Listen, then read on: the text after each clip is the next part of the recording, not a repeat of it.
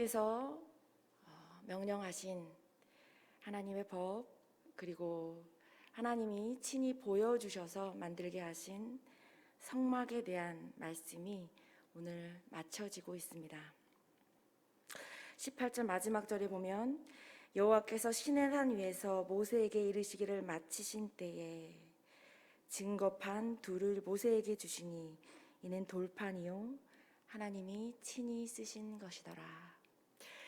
돌판 위에 거룩한 돌판, 증거판 둘 위에 새겨진 하나님이 친히 쓰신 그 말씀은 하나님의 법 그리고 성막이었습니다. 그만큼 성막은 하나님께서 거룩히 여기시는 곳, 하나님의 집, 하나님의 임재가 머무는 곳, 하나님이셨습니다. 오늘 말씀은 그 성막을 만들 사람들을 하나님께서 친히 지명하십니다. 그 첫 번째 사람이 유다 지파 훌의 손자요 우리의 아들인 부살렐, 그리고 단 지파의 아히사막의 아들 오홀리압입니다. 제가 오늘 말씀을 보면서 말씀을 준비하면서 주목하고 하나님이 제게 주신 감동은 질서에 관한 말씀이셨습니다. 하나님께서는 모세를 산 위로 부르십니다.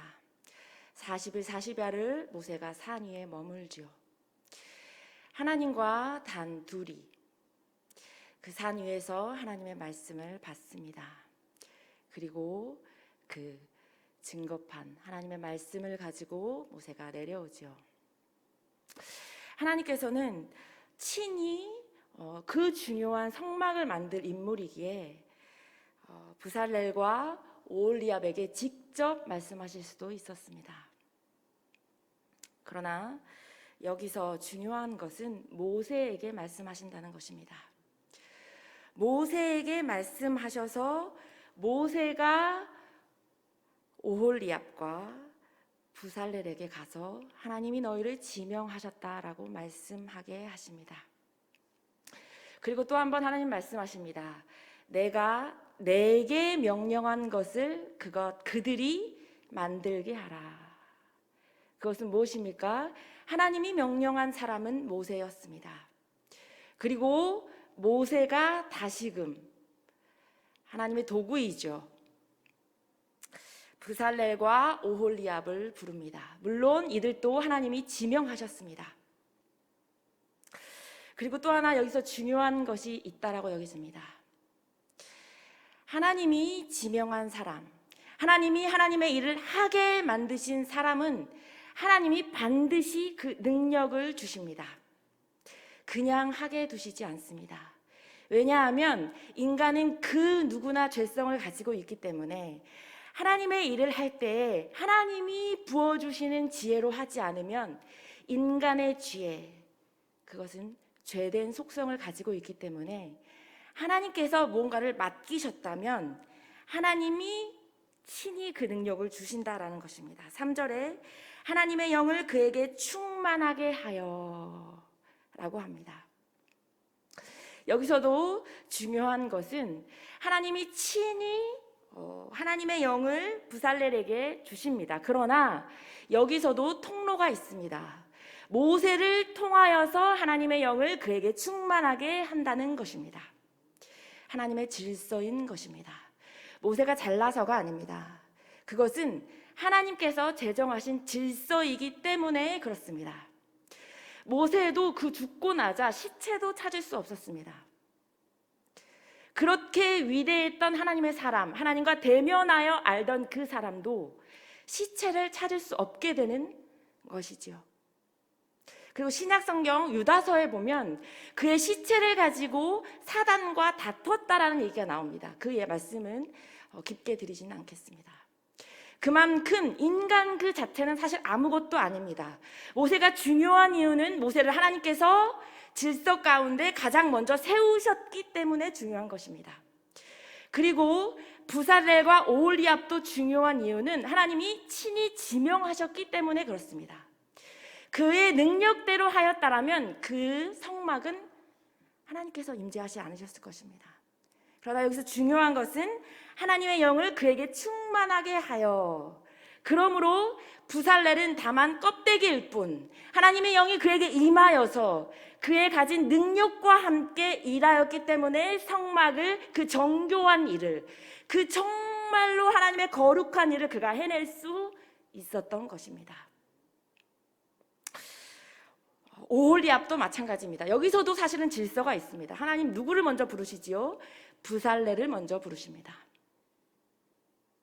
그리고 오홀리압은 마치 모세에게 아론을 붙여주신 것처럼 돕는 배필로 지명하신 것 같습니다.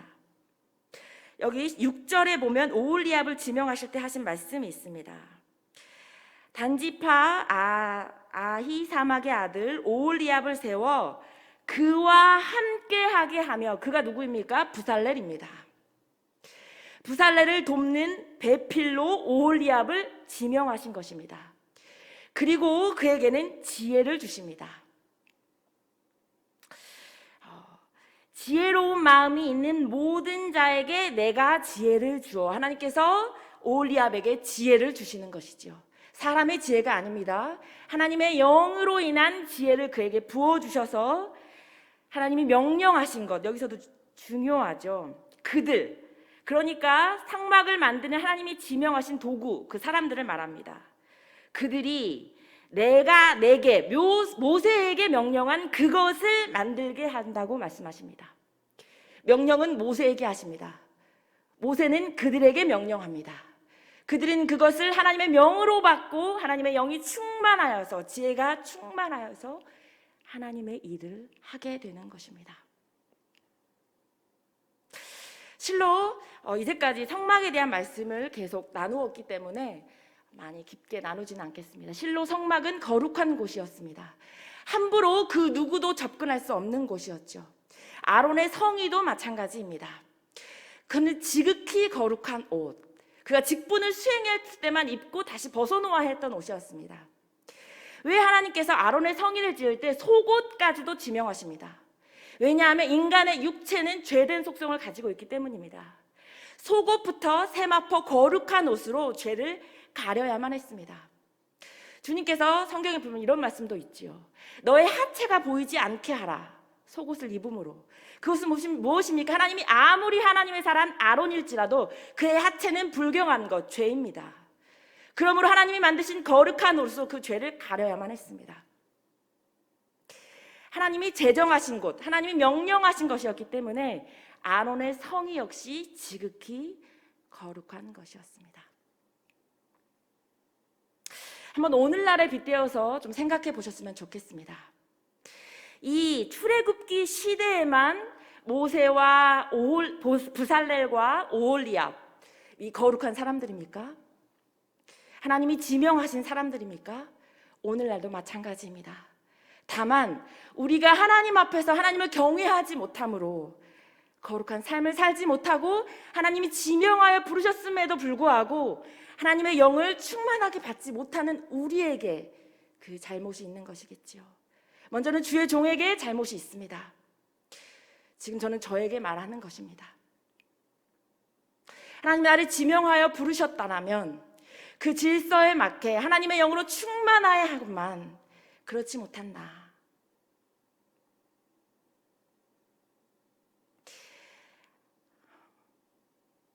돌아봐야 할 줄로 믿습니다. 여기 모인 성도님들 다 마찬가지입니다. 하나님이 이 자리로 부르셨고 성도로 지명하셨습니다. 그리고 중요한 것, 하나님의 일을 맡기셨습니다. 그랬다라면 하나님의 거룩한 옷을 입는 자들이 되어야 되겠지요. 하나님의 일을 하는 것만큼 하나님의 지혜로 하여야만 하겠지요. 그렇게 어떠해야 합니까? 날마다 자신을 살피고 하나님의 말씀 앞에 하나님을 경외함으로 서야 하는 것입니다. 오늘도 교회에서 여러 가지 일들이 있고 사실 교회에서 있는 일만 거룩한 일입니까? 아닙니다. 하나님이 각자의 자리에서 하나님의 사람으로 하나님의 빛을 발하라고 성도로 직분을 맡은 자로 세워주신 것입니다. 그랬다면 어떻게 해야 될까요? 모세처럼, 부살렐처럼, 오홀리압처럼 하나님이 명령한 것을 순종함으로 하나님의 영으로 그 일들을 마땅히 해야 하는 것입니다. 오늘 다 12절부터는 안식일에 대해서 말씀하십니다. 안식일에 대해서 말씀하시면서 계속해서 거룩에 대해 말씀하십니다. 13절에 나는 너희를 거룩하게 하는 여호와인 줄 너희가 알게 함이라. 14절에 이는 너희에게 거룩한 날이 됨이니라. 또 15절에 여호와께 거룩한 것이라. 거룩. 오늘날 거룩이란 말이 얼마나 쇠퇴되었습니까? 우스갯소리로 거룩한 척 한다 너 라는 말도 하기하고요, 교회가 너무 홀리홀리 하면 안 돼 라는 말도 그냥 서슴없이 합니다. 교회가 편안해야지 라는 말을 합니다. 맞습니다. 틀린 말이 아닙니다. 그러나 모든 교회마다 각자의 색깔이 있지만 그 가장 공통 분모는 단 한 가지, 거룩이어야 합니다. 교회마다 중요하게 생각하는 것들이 다 다릅니다. 그러나 그곳이 하나님이 임재하는 곳이라면 모든 교회의 공통적인 것은 바로 거룩이어야 합니다. 거룩이 무시되어서는 아니고 그냥 하는 말이 되어서는 안 됩니다. 하나님께서 분명히 말씀하셨지요. 안식일은 거룩한 날이다. 그리고 말씀하십니다.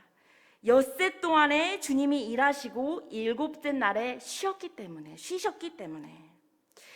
안식하셨기 때문에 일곱째 날을 거룩한 날이라 칭하십니다.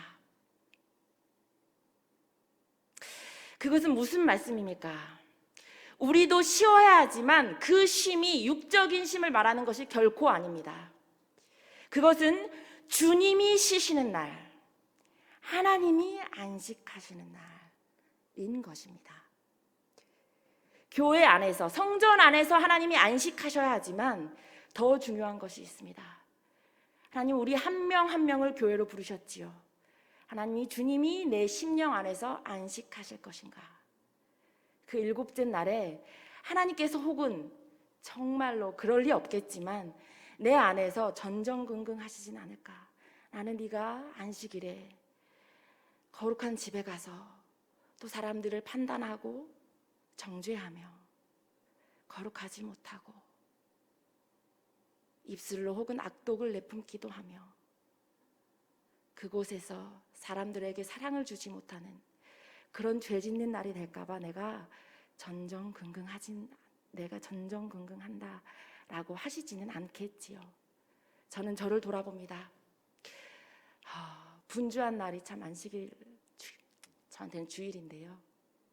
끝나고 나면 사실 정말 회개해야 될 것이 맞는 날이 또한 안식일입니다. 저한테.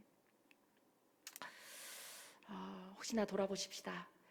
안식일이 정말로 주님이 쉬시는 날이 맞는가? 일곱째 날이 맞는가? 여섯째 날도 중요합니다.